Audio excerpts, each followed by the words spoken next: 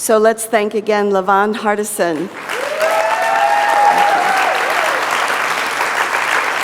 Very inspirational.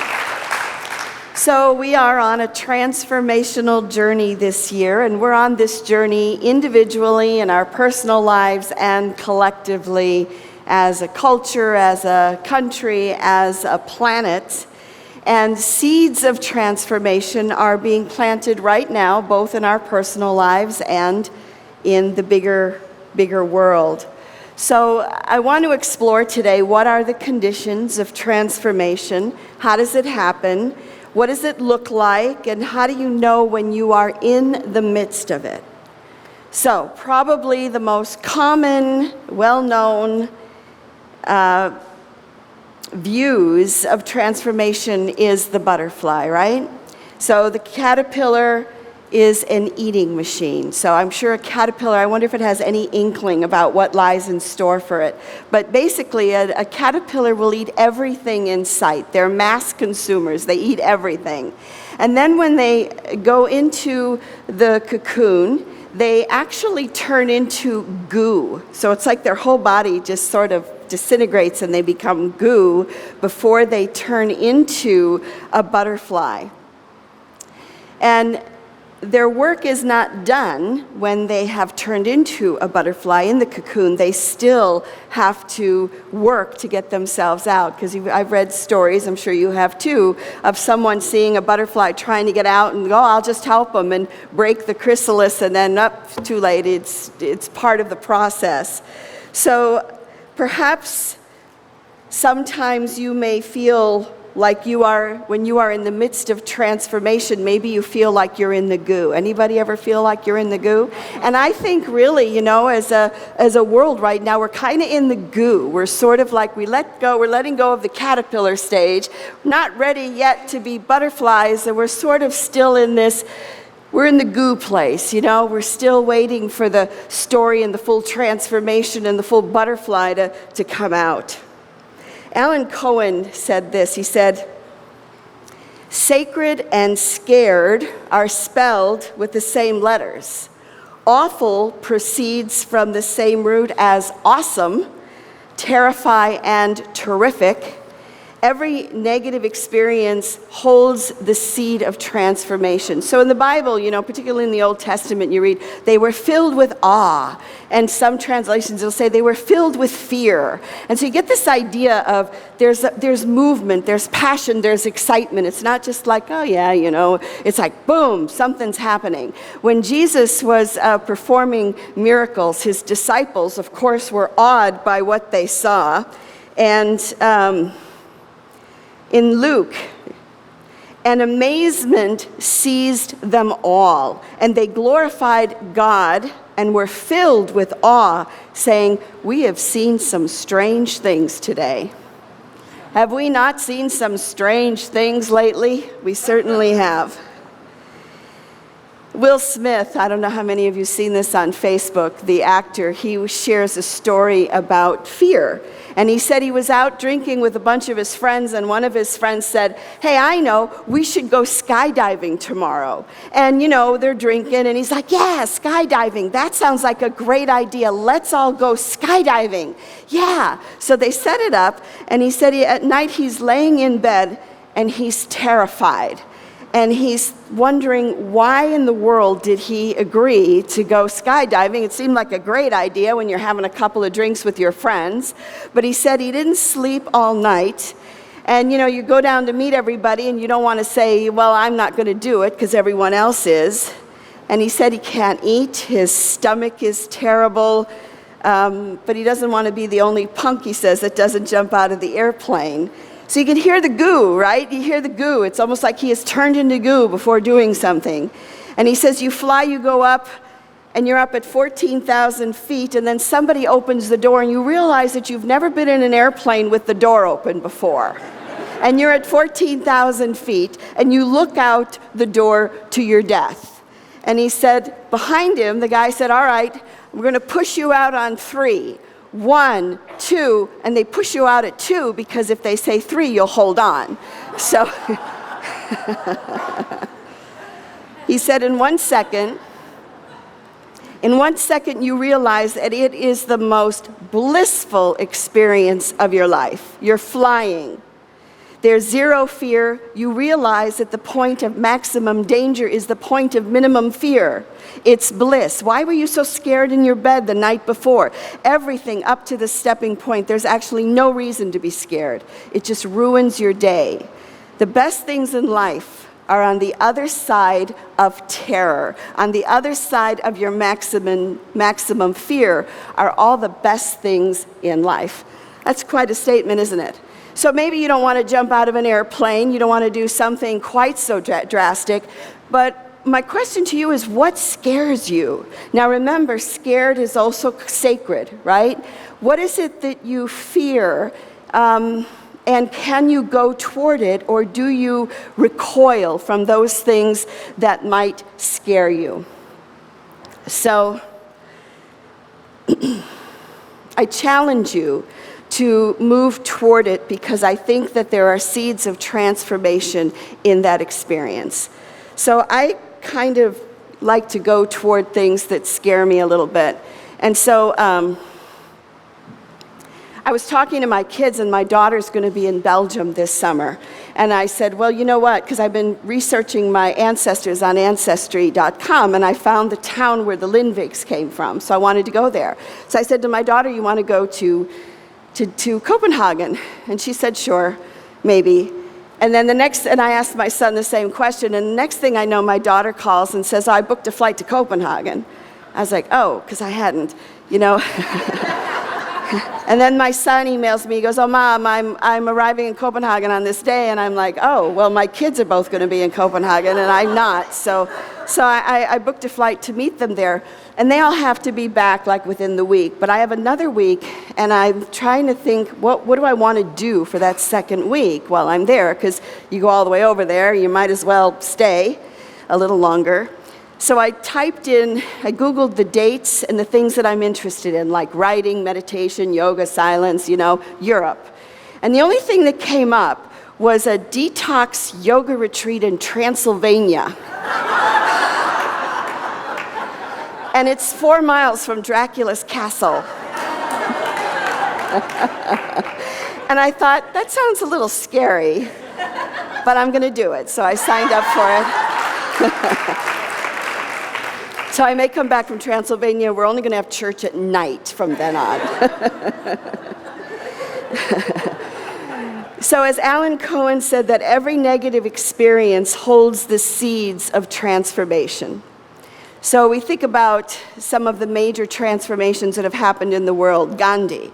When Gandhi was thrown from the train, he was in first class, he'd come back from England, he was a lawyer, and because he was brown, they threw him off the train because they didn't believe that he had a first class ticket or he didn't belong in first class.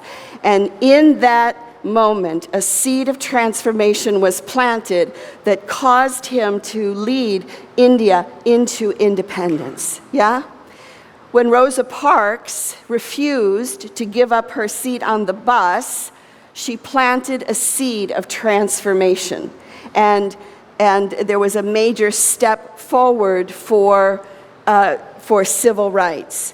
When Moses stood up and stopped the slaves from being beaten, there was in that moment a seed of transformation that was planted that caused him to lead the people of Israel out of slavery.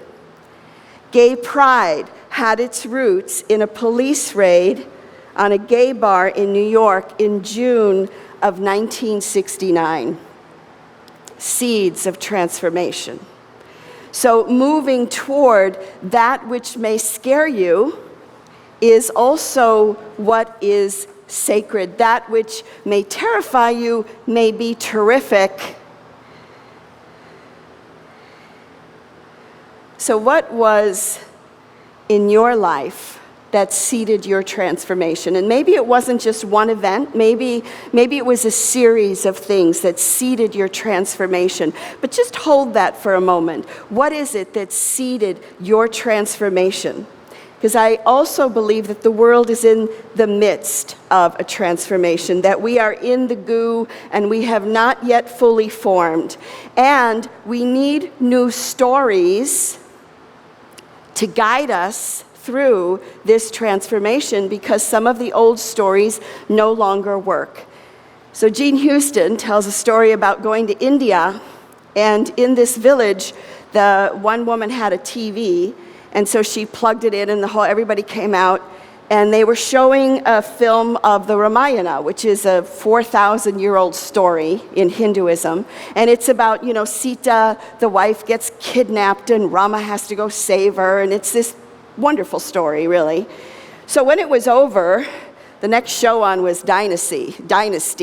And Jean Houston was trying to apologize, and the woman who owned the television, she said, no, it's all the same story. And she goes, anyway, we need new stories. That Ramayana, that's an old story. And she's like, yeah, but that's 4,000 years old. That's a great story. And she goes, no, my name is Sita, and my husband's name is Ram. It's a common name in India. And I'm telling you, if something happened, I'd have to go save my husband. My husband wouldn't come save me. And she goes, there needs to be a new story. And it needs to be a new story of women stepping up and being co-partners with men. That there's a whole new story that is emerging. And so we see it happening all around the world. Gay pride is part of a new story, isn't it? Because where it started as a protest, it has now turned into this celebration. And, we have our beautiful colors, and we celebrate that. So it's part of a new story. Black Lives Matter is a part of a new story.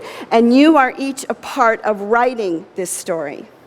I was at Unity Village last week I was at our Unity Convention in San Antonio, Texas. And we're kind of in the goo, like everybody else, because we're having to look at what is Unity's message, what is Unity's purpose in the world, because it's changing. And the truth is that Unity's message, which Unity was founded about 100 and almost 30 years ago, has gone mainstream. You saw it on Oprah. You can watch Joel Osteen or Myers. Forget her first name.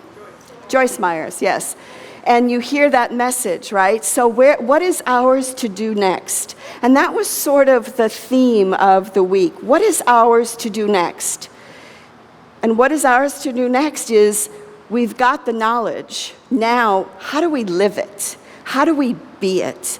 And what is it for you individually that feeds you spiritually? It doesn't have to be one thing. We had people on the platform who were into the oneness blessing or the Course in Miracles or serious meditation. And it's like, you know what? It's like our tapestries. It's inclusive and it's open and it's discovering that. I want to share with you a statement that Unity has recently put out. Where there is fear of the other, Unity stands for inclusivity and peaceful acceptance of another's right to create the life of his or her choosing. Where there is oppression and hatred, we stand for justice and understanding, for extending compassion, kindness, and forgiveness to restore balance. Where there is discrimination, we stand for inclusivity and equality, and we pledge to be an advocate for the well-being, respect, and civil freedom of every human being. It made me feel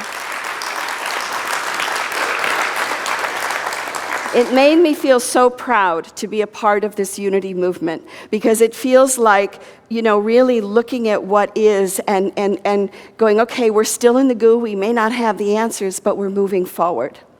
So how do we transform this story? How do we look for new stories? So 6 months ago or so, last October, I was at Tom and Judy's, and we went to the Desert concert, which was, it was Bob Dylan and the Rolling Stones and Paul McCartney and Roger Waters. And I couldn't stay for the whole thing because the Cubs were, going for the pennant. So even though I had a ticket for the whole weekend, I had my priorities, and I had to go to Chicago. And my son went to Pink Floyd, Roger Waters, and he goes, Mom, it was the absolute best. Of all of them, it was the best, and you have to go. Okay, so I saw, just coming to Seattle, maybe 6 months ago, I don't know, so I get a ticket. And then I'm like, I know it's in June sometime. And then I look, and it's like, uh-oh, it's on a Saturday night, and it's in Tacoma. Now, I go to bed at 7 or 8 o'clock on a Saturday, because I get up very early, and I kind of go really within. And I'm like, all right, so am I going to go to this thing, or am I going to... So I went. I got home about 1:30. Anyway, it was part of this transformational story because it was media everywhere, just screens and sound and music and lights, and it was destruction. And it was interesting because it was images of a drone blowing things up and just all this stuff that's going on in the world, and under the drone there were hands, and they were usually bloody or falling apart, and this kind of went on, this wasn't just like 5 minutes, this went on for an hour in different forms. He set up a thing to make it look like we were all in prison, with dogs and, all this going on.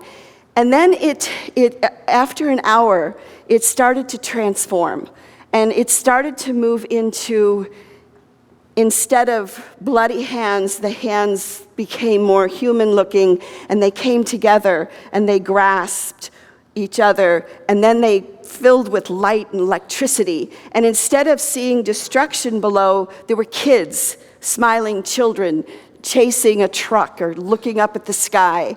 And it wasn't all la-di-da-di-da, isn't it beautiful and wonderful, because he would still put those ugly images in there as well. But he started to just really blend them, and it was like, wow, now I get what art is. I get it. It's the ability to take some of these images that we live with and then to just sort of mix them up with music and images, but also then to transform it into something amazing. And at the very end, when he's singing that one song about, all that you touch and all that you see is all that your life will ever be, and everything that you touch and everything that you see and everything that you taste, and, and at the very end of that, this light came, and it was in the form of the pyramid, the pyramid on the cover of the album cover. And there was this pyramid that just embraced the whole arena. And then from there, all these colors started to come from it, this rainbow. And it was like church. I mean, it was this incredible, beautiful, transformative experience. And I thought, that's the new story. Because the new story is taking what is and not getting lost in it, but taking it and going, okay, so how do we transform this into something beautiful and fun and meaningful that takes us out of our own bodies and our own time and space? So when the butterfly is fully formed, it still has to struggle to get out of the cocoon. So once Rosa Parks refused to get out of her seat, there was a lot of work to do, wasn't there? When Gandhi was thrown from the train, there was a lot of work to do. You and I are in the goo, but I think transforming into butterflies. Not only us, but all of us together, that we are transforming into this new and beautiful experience. So, what is it that scares you? Is it Transylvania? What is it that causes some fear in you that you think, I don't think I can do that? Walk toward it. Because on the other side of fear is bliss. On the other side of scared is sacred. On the other side of fear is transformation. So may we all come out of the goo together.